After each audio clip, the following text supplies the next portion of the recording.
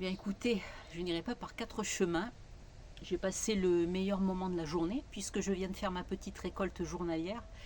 Et bien sûr, comme une gamine, je voulais vous faire voir les bons points que j'ai eus, que maîtresse nature m'a donné. Je viens de cueillir un fenouil et j'ai gardé les racines pour vous faire voir à quel point ça allait profondément en terre. Donc j'en ai pas planté beaucoup cette année. C'est un essai, ça fonctionne. Et moi j'aime bien les manger coupés très très fins avec des pommes en salade. Et également, mais là il en faut un peu plus, émincés à l'huile d'olive avec les poissons.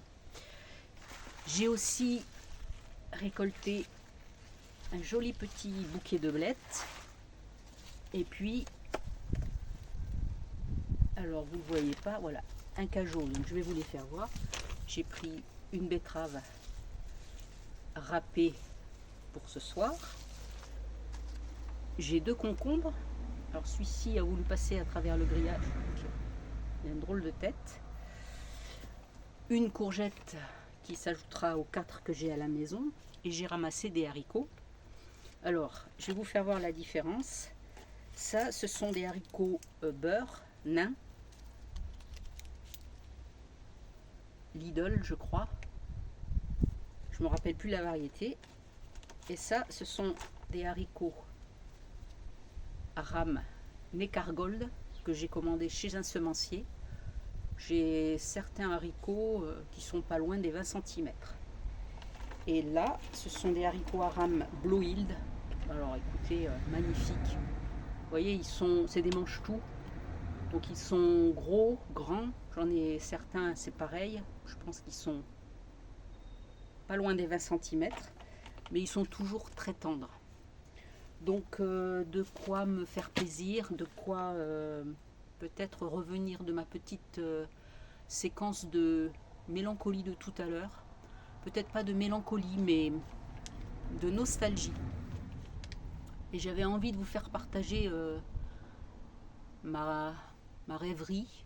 Je me suis souvenue de mon adolescence, entre 12 et 16 ans. J'habitais en Gironde et en fait j'étais à 5 km du département de la Dordogne et j'étais à 500 mètres de la rivière Dordogne.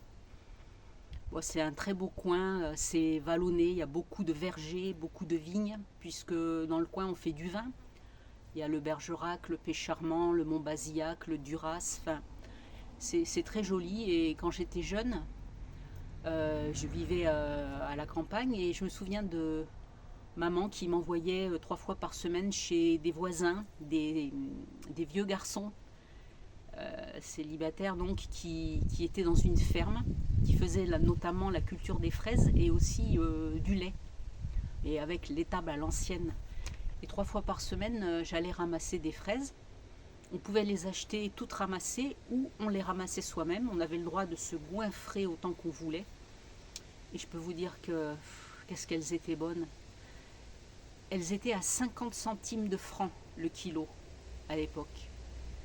Et maman avait acheté la fameuse sorbetière Seb que toutes les mères de famille avaient acheté à l'époque.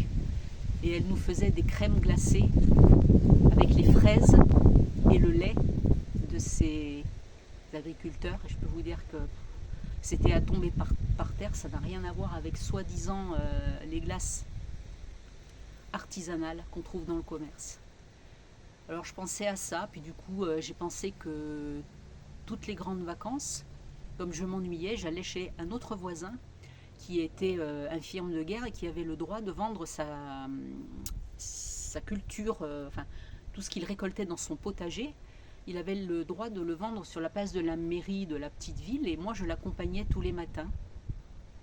Alors tous les matins il avait sa mobilette, vous savez la vieille gris bleu là, avec la petite carriole qu'il avait bricolée, avec des roues de vélo, et on chargeait des cajots avec ses tomates, ses carottes, ses salades, son persil, etc. Et on avait la balance romaine. Et tous les matins, dans l'été, j'étais avec lui et son fils et on vendait aux petites dames de la ville. On repartait le midi, tout avait été vendu. On offrait les bouquets de persil à à toutes nos clientes, ouais, parce qu'à l'époque, on offrait le persil, c'était pas 1,50 € le bouquet. Et l'après-midi, je retournais chez eux et on cultivait, on plantait, on récoltait pour le lendemain. Alors c'était un peu à l'ancienne, hein, on n'était pas dans la permaculture, il y avait le motoculteur, mais à l'époque la terre donnait encore et les légumes avaient vraiment du goût. Et je me suis rappelé de tout ça et ouais, c'était la nostalgie de ces cerises aussi. Maintenant les cerises, quand on en achète, en tout cas moi, je tombe sur des cerises qui certes sont sucrées, mais c'est tout. Elles n'ont pas le goût de la cerise. Voilà. Donc je me disais que c'était quand même bien mieux avant, bien mieux que les jeux vidéo. Mais je ne veux pas faire celle qui dit c'était mieux avant. Je veux dire, c'est pour ça que maintenant il faut faire un potager. Et je comprends pourquoi depuis 5-6 ans j'ai voulu m'y mettre. C'est certainement tout ce que j'ai fait dans ma jeunesse, que j'ai tellement aimé, qui m'a influencé sur la fin de ma carrière pour faire un petit potager. Et j'ai envie de vous dire, si vous pouvez transmettre à vos enfants ces joies, faites-le parce que je regrette vraiment ce temps-là.